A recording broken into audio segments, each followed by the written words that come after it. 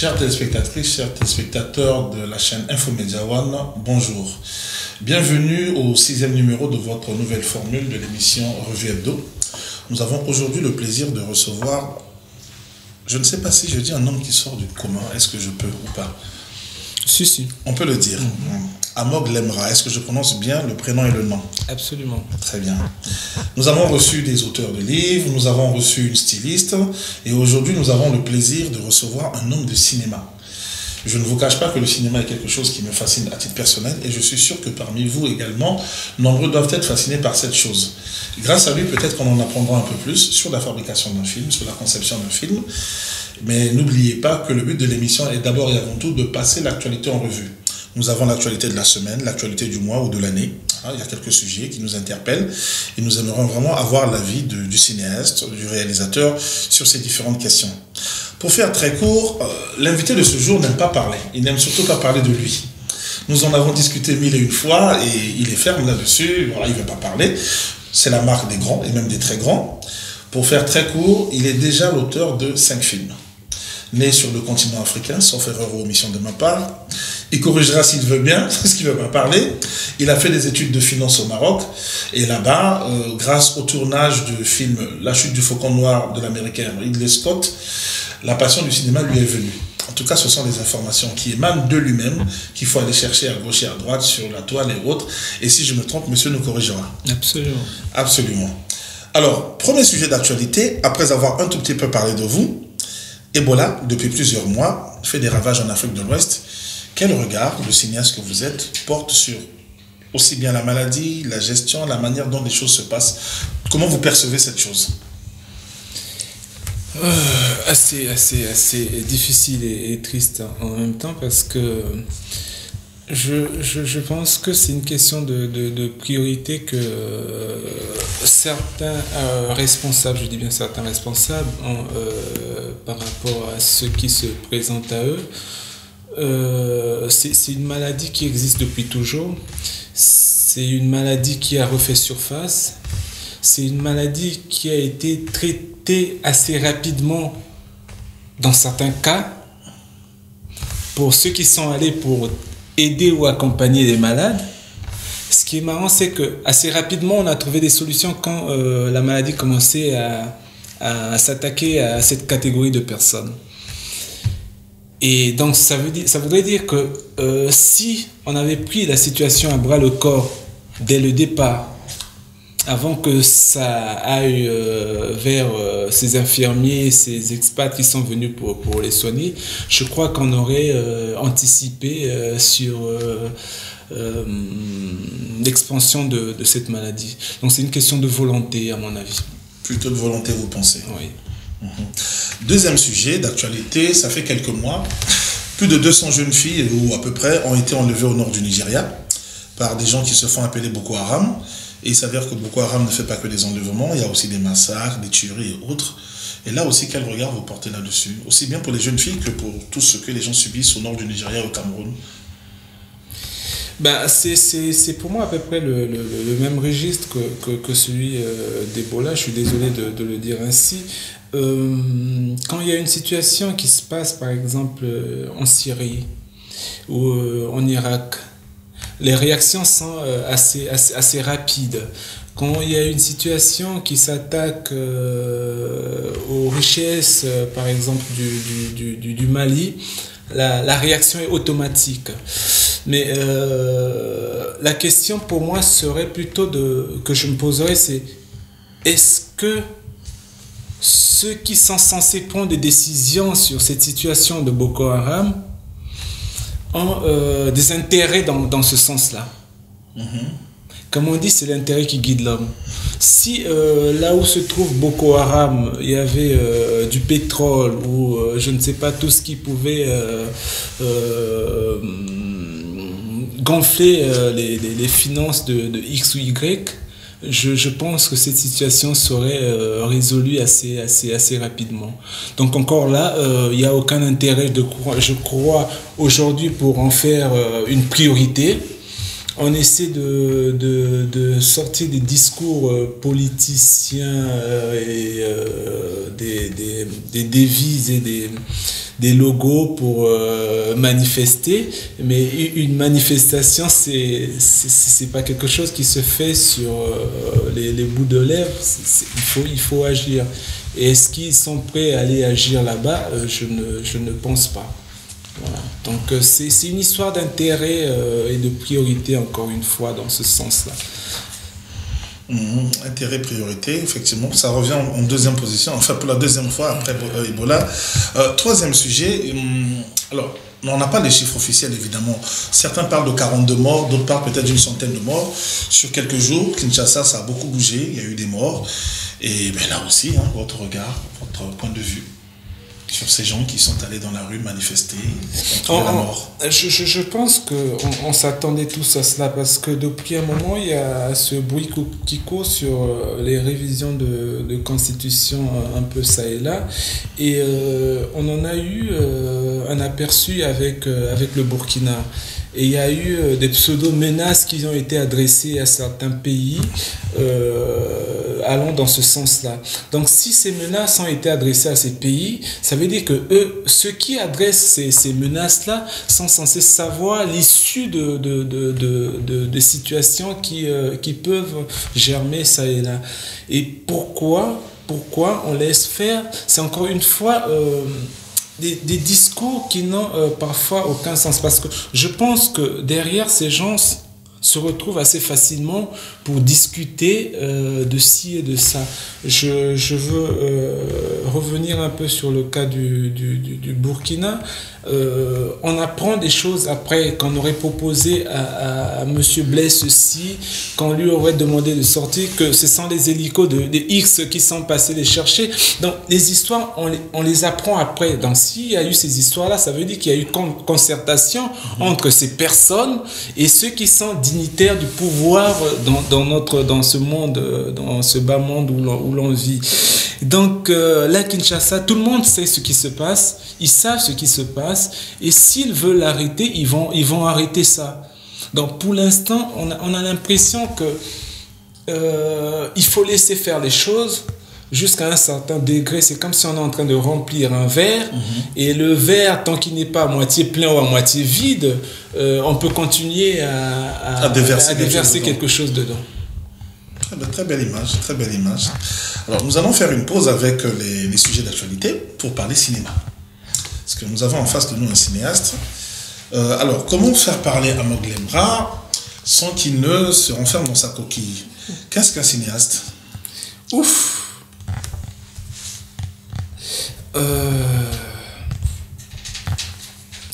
Eh bien, dis donc. Je pense que c'est celui qui est capable de transposer l'image d'une société à travers des scènes, des mises en scène.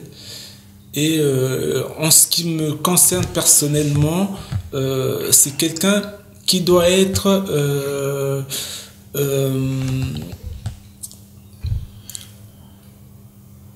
capable de susciter un éveil de conscience dans une société.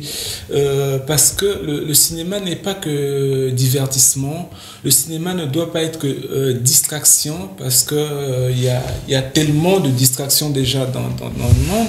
Et je pense que c'est un art qui doit permettre à ce que les gens réfléchissent par deux fois, ou se posent des questions, ou philosophent, si on veut utiliser ce terme, sur la société dans laquelle nous vivons. Donc la démarche, c'est de prendre une société, de le mettre à nu, de s'en servir comme un reflet pour chaque individu. Et dans le cinéma, je suppose qu'il y a plusieurs métiers.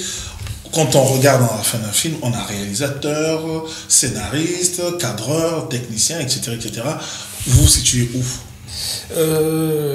Moi, je suis passionné de l'écriture, et j'ai toujours écrit. De la poésie notamment. De la poésie notamment, et c'est de là où est partie mon envie de dire les choses, de m'exprimer comme toute personne. Mais la différence avec le commun des mortels, c'est que le statut d'artiste nous permet d'une certaine façon d'exprimer les choses au vu de tous. Et c'est la seule chose qui nous démarque, parce que tout le monde a une histoire. Vous avez une histoire, le technicien a une histoire, le vendeur de cacahuètes a une histoire, le machiniste a une histoire, même l'homme politique a une histoire. Mais c'est que nous, on a un peu, comme diraient certains, je cherche les mots pour ne pas les coronesses pour pouvoir les exposer comme nous le percevons. Voilà. Et donc moi c'est plutôt l'écriture et la mise en scène. J'adore la mise en scène parce que j'aime observer la société, j'aime regarder les gens, j'aime voir ce qui se passe et prendre cela et le transmettre à travers l'image. C'est quelque chose qui me fascine le plus. Nous sommes très nombreux à aimer les films de temps en temps, et quand vous dites mise en scène, je pense que vous pensez à metteur en scène. Qu'est-ce qu'un metteur en scène? Il fait quoi concrètement sur le plateau pour un film? Que fait le metteur en scène? Concrètement, il est là pour diriger les acteurs, pour leur dire d'être dans cette position, être dans une autre position, de faire cette gestuelle, d'aller dans ce sens. Au fait, il va chercher en l'homme qui est l'acteur qui interprète le personnage, il va chercher en lui le personnage qui doit être capable de dégager ce qu'on attend de lui. Donc c'est en quelque sorte un chercheur d'humain dans l'homme même. Voilà. Belle formule. Donc pêle-mêle, je cite pour ne pas me tromper, La tombe d'un rêve, Qui perd gagne, Identité malsaine, Mensonge total qui est le tout dernier, et il y a aussi Entre le marteau et l'enclume. Mensonge légal. Mensonge légal, sauf si je me trompe, hein, c'est le dernier film. Ouais, c'est le dernier. Alors, ça, c'est 5 films que vous avez faits. Il faut avoir l'honnêteté de le dire dans le public. Je n'ai jamais eu l'occasion, moi, de regarder un seul de ces films. Et comment on fait, nous, pour pouvoir accéder à ça, pour pouvoir suivre vos films, pour les regarder? La difficulté que nous avons ici aussi, c'est que un peu plus dans les pays africains, c'est d'avoir des espaces de projection, de diffusion de nos œuvres cinématographiques, parce que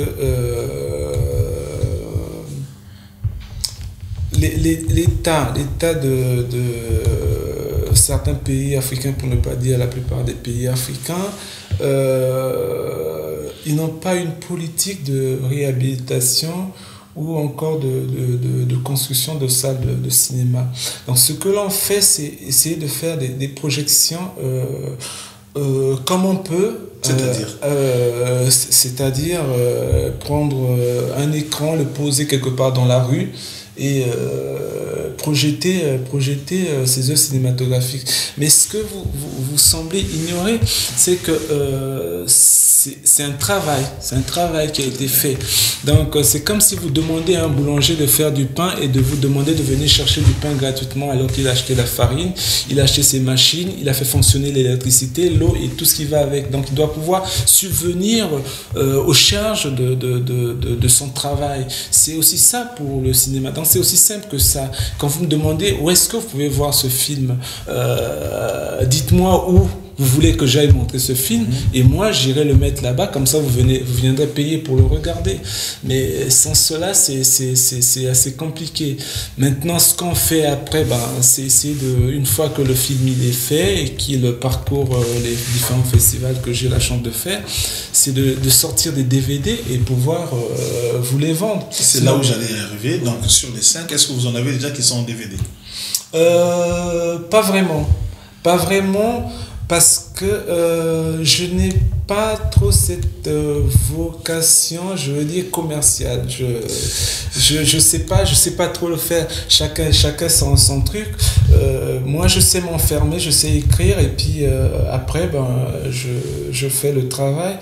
Maintenant, c'est avec ceux qui sont cette démarche commerciale qui voient dans quelle mesure ils peuvent sortir. Mais ceci dit, moi j'essaie de récupérer, de gagner ce que j'investis en projetant ça et là, et en allant sur des festivals. Et c'est comme ça pour l'instant que je récupère. Mais les DVD ne seront tardés. C'était pas une priorité. La priorité pour moi, c'est c'est de faire un travail, de dire ce que j'ai à dire, d'exprimer ma pensée, comme tout un chacun a le droit de dire ce qu'il a envie de dire, sans pour autant au départ d'attendre un retour, sinon vous ne parlerez jamais. D'accord. Alors, vos films sont souvent primés. En tout cas, je voulais vous dire félicitations. Merci. Récemment, vous avez été primé à Ouida. Ouida, petite ville du Bénin. Là aussi, félicitations. S'ils sont primés, je suppose que les gens trouvent de la qualité là-dedans. Et moi, ce que je voulais vous dire, c'est que vous faites le FESPACO, c'est à Ouagadougou, vous allez à Ouida, vous faites pas mal de festivals. Mais compte tenu des difficultés que vous avez énoncées concernant nos pays sur le continent, et quand on regarde un territoire comme le Nigeria, avec son Hollywood, est-ce que vous n'avez pas pensé, je sais pas moi, que le Nigeria pourrait, ou tout le monde pourrait s'unir autour du Nigeria, de mettre les forces en commun pour le continent africain, que si on veut faire du cinéma, c'est le Nigeria, alors je ne sais pas comment dire, c'est vous le spécialiste, qui a des moyens, des tournages, etc., pour que voilà, les autres ils font autre chose, quoi. Vous n'avez pas pensé à ça? Ce qui a été assez intelligent pour le Nigeria, c'est le fait de se dire qu'il faut que l'on prenne les choses en main. C'est ça notre vrai problème. Notre identité. Le Nigeria a voulu garder cette identité. J'ai toujours prôné l'identité parce que nous voulons toujours copier. Nous n'avons pas de quoi, par exemple, nous n'avons pas, je prends un exemple assez banal, nous n'avons pas de voie suffisamment praticable dans certains pays africains et nous avons acheté des smart, je ne sais pas si c'est des smart qu'on appelle ça, ces petites bagnoles-là, alors que les voies sont sablonneuses, on ne peut même pas rouler dessus. Donc c'est pour dire que on veut faire comme les autres, nous n'avons pas de moyens. Faisons les films avec ce que nous avons comme moyen. Nous n'avons pas de salle. Pensons comment projeter nos films sans ces salles-là. On veut attendre d'avoir des millions pour faire un film. Mais est-ce que nous avons déjà un centime pour nous vêtir ou pour nous nourrir ? C'est ça la question. Donc souvent, il y a tellement d'amalgames. On veut faire comme la France. On veut faire comme la France. Je parle de la France parce que la France est pour nous que l'on ne veuille pas un modèle. Le Nigeria a compris qu'il fallait faire avec ses moyens. Tout le monde a craché par le passé sur le cinéma nigérian. On a dit ce qu'il y avait à dire, mais aujourd'hui, ils se sont imposés parce qu'ils ont fait d'abord pour eux et non pas pour plaire à X. Et aujourd'hui, tout le monde va vers eux. C'est ça la différence dans une société. Garder son authenticité et son identité. Parce qu'au départ, c'est difficile à admettre. Et une fois qu'on t'identifie comme étant X ou Y, on apprend à te connaître et on t'accepte dans la société. Tu fais partie intégrante d'une société, d'un environnement quelconque. Le Nigeria a accepté sa condition. Il a fait le cinéma avec ses moyens. Il a fait le cinéma avec son environnement. Et aujourd'hui, le Nigeria fait partie des grands producteurs de cinéma. Et nous ne sommes pas encore capables de le faire parce que nous avons ce complexe d'infériorité, ce complexe de regard par rapport à l'Européen. Ah ben tiens, moi je dois faire un film comme le Français, je dois faire un film comme l'Américain. Tu n'as même pas de quoi bouillir ta marmite et tu veux faire un film comme l'Américain. Fais un film comme chez toi, ceux de chez toi comprendront et les Américains ou les Français comprendront qu'il a fait le film en fonction de ses moyens et de sa capacité. Au fait, c'est si simple que ça. Parfois, on n'a pas besoin d'aller à l'école pour comprendre certaines choses. Et ça, c'est ce qui me rend plus triste dans ce que l'on fait. Et ce n'est pas que dans le cinéma, c'est dans toute la politique africaine de façon générale. D'accord. Et toujours concernant le cinéma, votre dernier film, Mensonge légal, c'est un court-métrage et de quoi il parle ? Le titre est fascinant pour moi. Oui, Mensonge légal, c'est quelque chose qui m'a surpris. C'est un film qui parle de la dot, du mariage dans un pays africain. Le mariage traditionnel. Ouais, le mariage traditionnel. Encore cette histoire d'amalgame. J'ai assisté à un mariage où vous allez à la dot, on vous demande des sommes exorbitantes plutôt. On vous dit par exemple, je pourrais être pratique, on vous dit c'est 1 million pour la dot. C'est 1 million pour la dot. Donc vous prenez 1 million, vous donnez au beau-père, au père de la mariée, et vous arrivez à la mairie où se passe le mariage légal, comme c'est dit, civil. Ben oui, légal parce que voilà, civil. Vous comprendrez pourquoi je dis légal, civil. Et là, le maire celui qui représente la loi pose une question que j'ai trouvée assez stupéfiante, de savoir combien avez-vous pris pour la dot. Et le père de la mariée qui avait demandé 1 million par exemple lors du mariage traditionnel dit aux yeux et au vu de tous que j'ai pris 50 000. Pourquoi il dit 50 000? Parce que la loi voudrait ou stipule que le montant de la dot est à 50 000. Donc, quand vous vous retrouvez dans cet environnement, vous devez de dire que le montant de la dot, que vous avez pris 50 000. Chose étonnante, c'est que le maire, il a une femme, le maire, il a des frères, le maire, il a des nièces, le maire, il a des enfants, et le maire, ça veut dire qu'il a déjà... Il est passé par là. Il est passé par là. S'il n'est pas passé par là, s'il n'a pas de femme ou d'enfant, au moins il a des voisins. Il a déjà assisté. Donc, je me permets de penser. Je n'approuve pas qu'il a assisté. Parce que, voilà, on ne sait jamais. Il peut arriver qu'il habite sur Mars ou il vit en autarcie. Il n'a jamais assisté à ce genre de truc. Mais moi, ce n'est pas en tant que tel le prix du montant. Parce que chacun est libre de considérer sa fille ou son enfant comme du bétail. Donc, il le vend au prix que bon lui semble par rapport à la valeur qu'il donne à son produit. Voilà. Mais seulement, c'est ce rituel, ce mensonge qui se fait pendant ce cérémonial. Ça veut dire que le premier mensonge du mariage est consommé à l'autel même de la loi.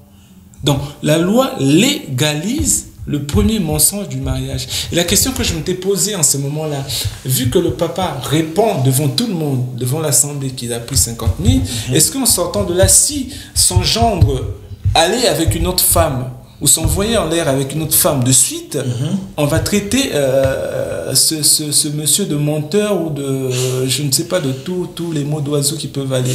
Telle est la question. Donc, à la limite, tout simplement, soit vous retirez cette question. Le maire ne pose pas cette question puisqu'on sait que c'est de l'hypocrisie. C'est un mensonge pour moi légal qui est légalisé.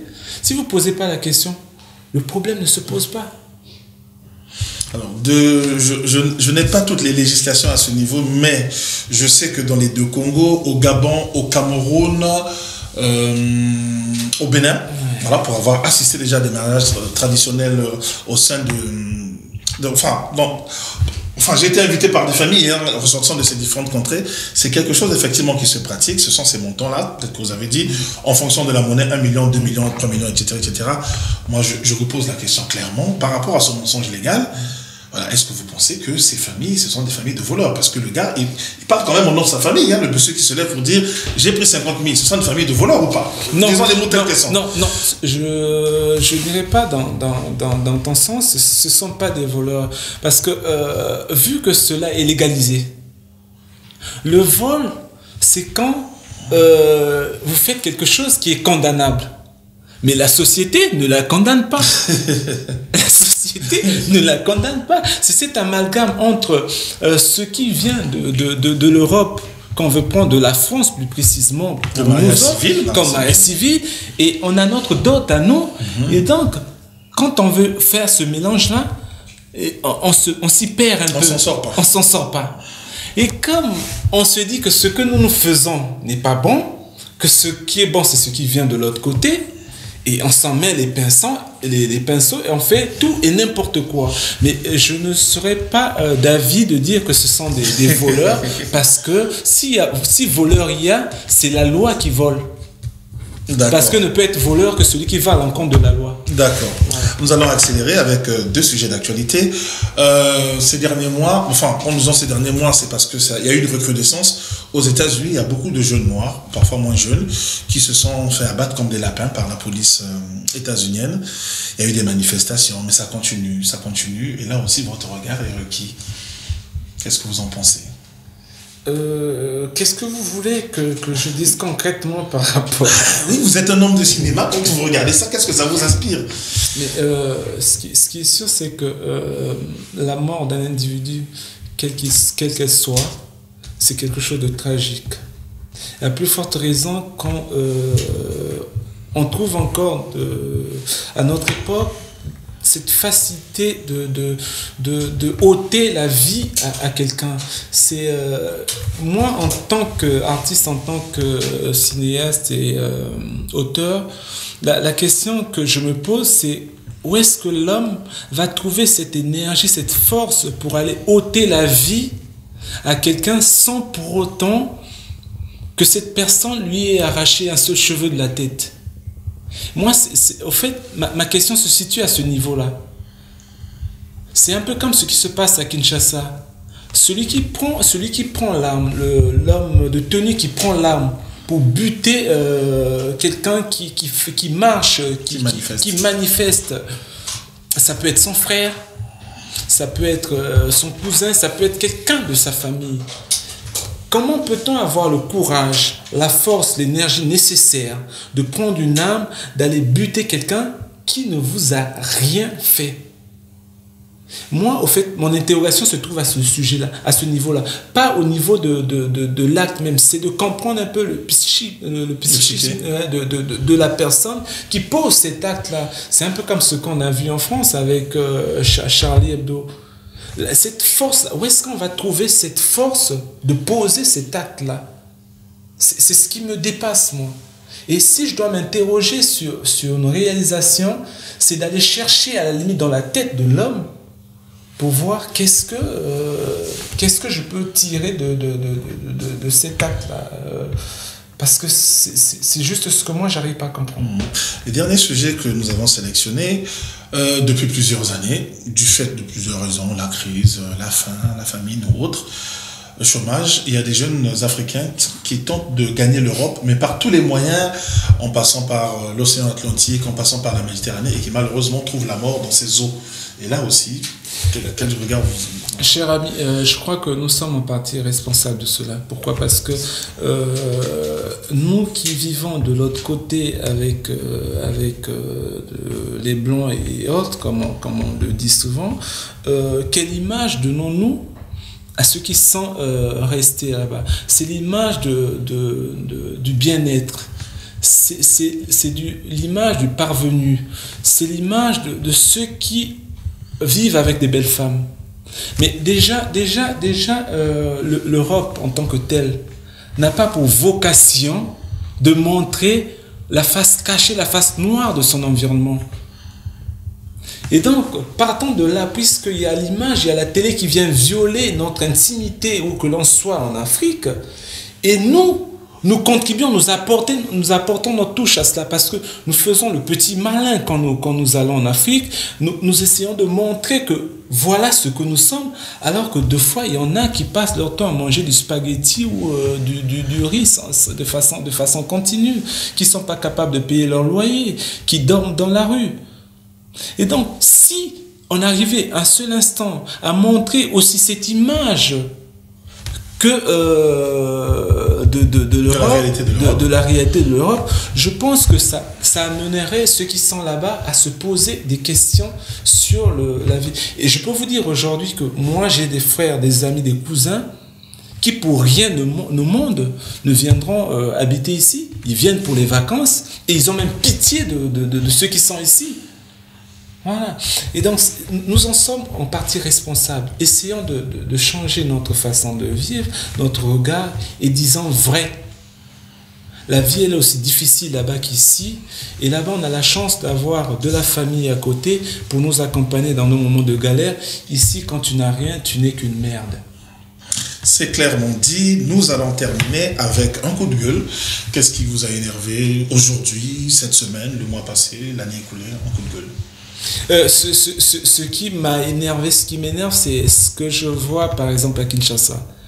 Je ne peux pas comprendre. Je me demande encore une fois qu'est-ce qui se passe dans la tête de ceux qui sont censés être nos pères et nous dirigent, de se sentir tranquille chez soi quand tu apprends que tu es dans ton pays, dans ton environnement. Il y a des gens qui sont en train de mourir dehors parce qu'ils réclament une chose.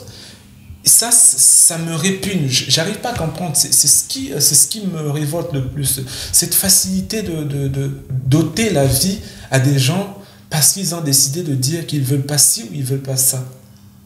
Et coup de cœur? Coup de cœur. C'est aujourd'hui la fierté de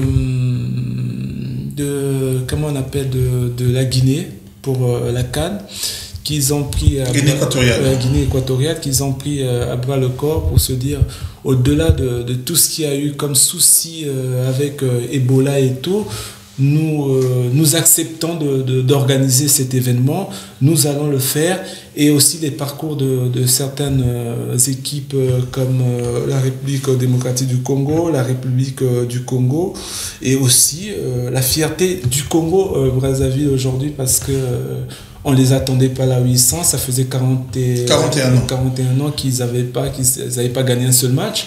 C'est une fierté pour eux, pour ce pays, et aussi pour son cinéma qui aujourd'hui a une place de choix pour le FESPACO qui s'annonce d'ici là. Où vous serez présent. Oui. Avec Mensonge légal. Non, avec Entre le marteau et l'enclume. Ah, c'est Entre le marteau et l'enclume que vous êtes présenté. Oui, pour conquérir les talents de Yenenga, qui est pour moi le plus prestigieux des cinématographies de l'Afrique et de sa diaspora. Alors, on ne peut que vous souhaiter effectivement bonne chance pour ça. Le dernier film que vous êtes allé voir au cinéma? Le dernier film que je suis allé voir au cinéma, je regarde beaucoup plus de films chez moi, mais j'ai regardé Timbuktu. Voilà.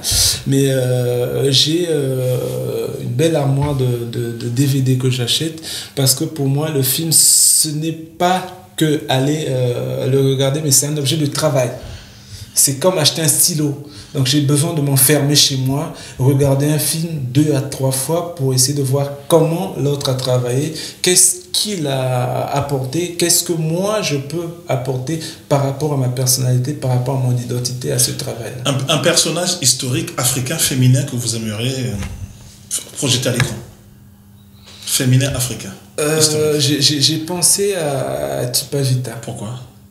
Parce que j'ai lu un peu son histoire, et à cette époque, aujourd'hui, il y a tout ce qu'il faut pour pouvoir se révolter. On parle de l'émancipation de la femme, on parle de l'égalité de l'homme et de la femme. Donc, on laisse un tant soit peu de la place à la femme pour pouvoir dire ce qu'elle pense. Je dis bien un tant soit peu. Alors que jadis, il y avait même pas cet espace-là. Et en cette période-là, qu'il y ait des femmes qui se soient sorties du lot pour essayer d'exprimer sa personnalité, pour essayer d'aller au combat de cette identité-là, c'est pour moi quelque chose à saluer. Parce qu'il est plus facile de dire non là où on vous laisse dire non, que de dire non là où on vous aime. Voilà.